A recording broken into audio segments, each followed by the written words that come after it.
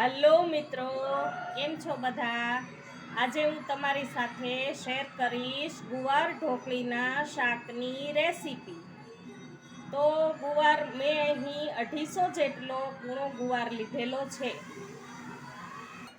તો ઢોકળી બનાવવા માટે મેં અહીંયા 1 વાટકો લોટ ચાળીને લઈ લીધેલો છે અને તે જ વાટકાના માપથી પાણી લીધેલું છે. હવે પાણી આપણે ઢોકળી બનાવવા માટે ગરમ મૂકી દઈએ.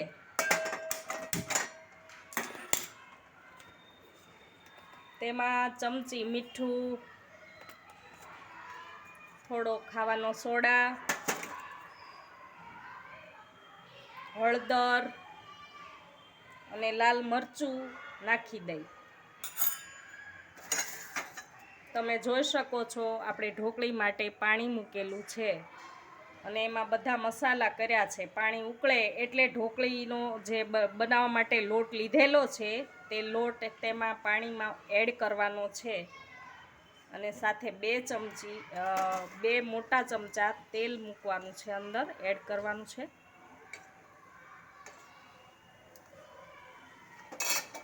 જેનાથી આપણી ઢોકળી ખૂબ જ સરસ અને એકદમ પોચી બનશે.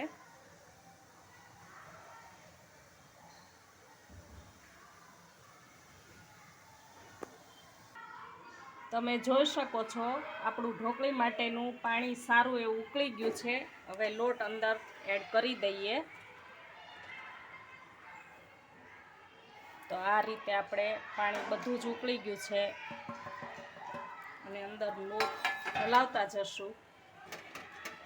તો આ ઢોકળી એમને પણ ખાવાની સરસ રીતે મજા આવે એવી હોય છે.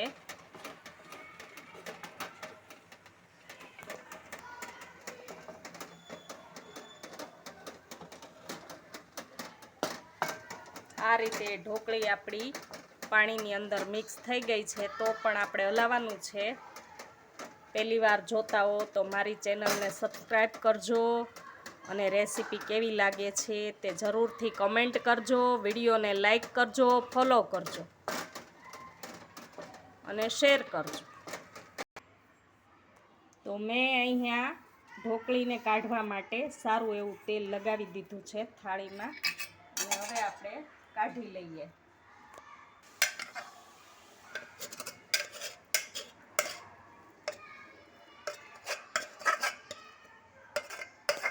તો આ રીતે આપણે થાળીમાં ઢોકળીને પાથરી દેવાની છે. તમે જોઈ શકો છો આપણી ઢોકળી ખૂબ જ સરસ થઈ છે. એમ જ ખવાય એવી ઢોકળી થઈ છે.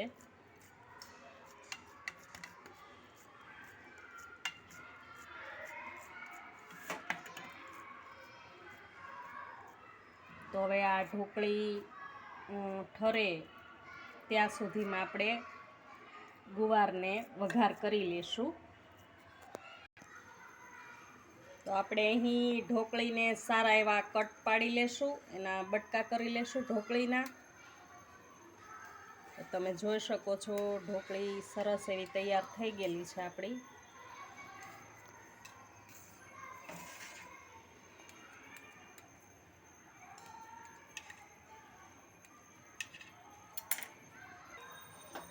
હવે ગુવાર વઘારવા માટે 2 મોટા ચમચા આપણે તેલ કુકરમાં મૂકી દઈ વઘાર માટે.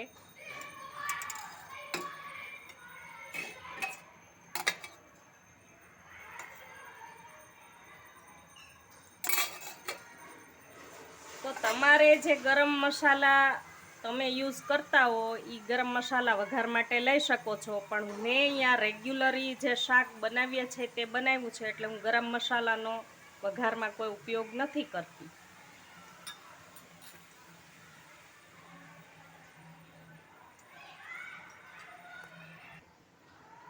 તો 1 ચમચી રાઈ સારી એવી ફૂટી જાય પછી જીરું નાખવાનું, નહીતર જીરું બળી જશે.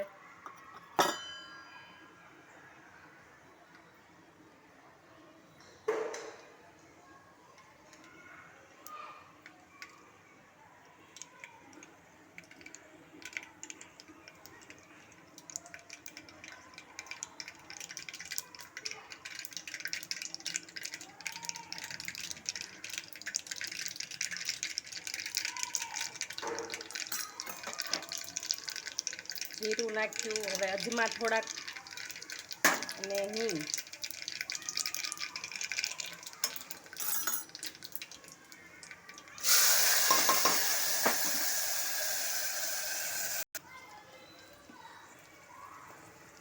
એક ચમચી મીઠું,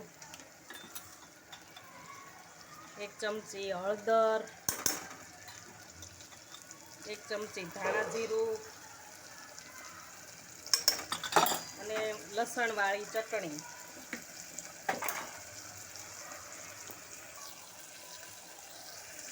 ને લસણવાળી ચટણી ઉમેરું છું.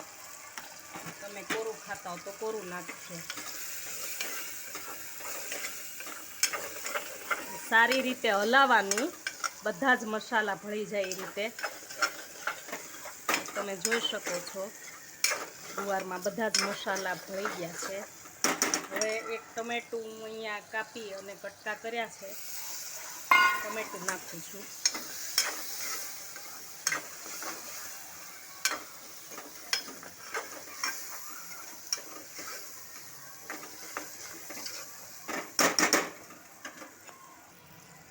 હવે અહીંયા ગ્લાસ ભરીને હું પાણી ઉમેરું છું, કેમ કે આપણે ઢોકળી નાખવાની છે એટલે રસો વધારે રહે એ રીતે પાણી નાખવાનું છે. હવે આપણે એને 3 વિસલ કરી લેશું, પછી ઢોકળી અંદર ઉમેરશું.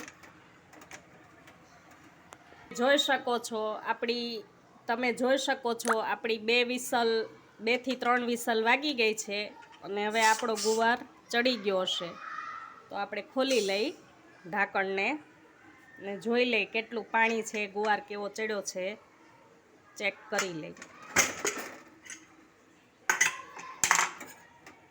તો આપણો ગુવાર સારી રીતે ચડી ગયો છે. થોડું પાણી એડ કરવું પડે એમ છે, એટલે થોડું પાણી એડ કરશું, પછી ઢોકળીને અંદર એડ કરશું, જેથી બહુ ઘટ થઈ જાય નહીં.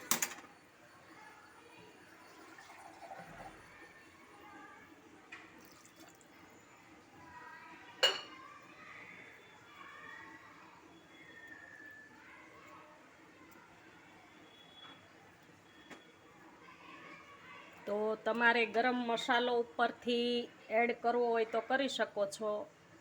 હું રેગ્યુલર શાકમાં ગરમ મસાલાનો ઉપયોગ કરતી નથી.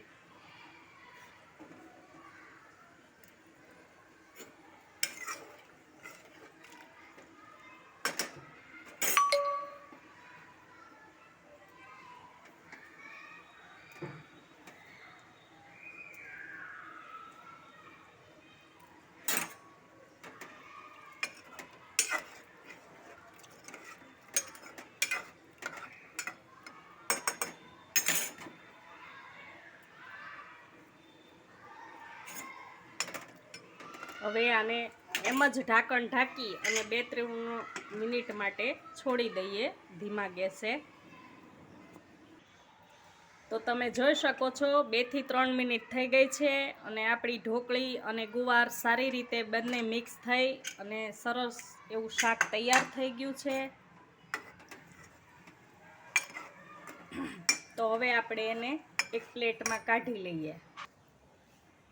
તો તમે જોઈ શકો છો મિત્રો કે આપણું ગુવાર ઢોકળીનું શાક રેડી છે અને જોતાં જ મોઢામાં પાણી આવી જાય એવું સ્વાદિષ્ટ શાક તૈયાર છે. ભાખરી, રોટલા સાથે કે રોટલી સાથે ખાઈ શકો છો.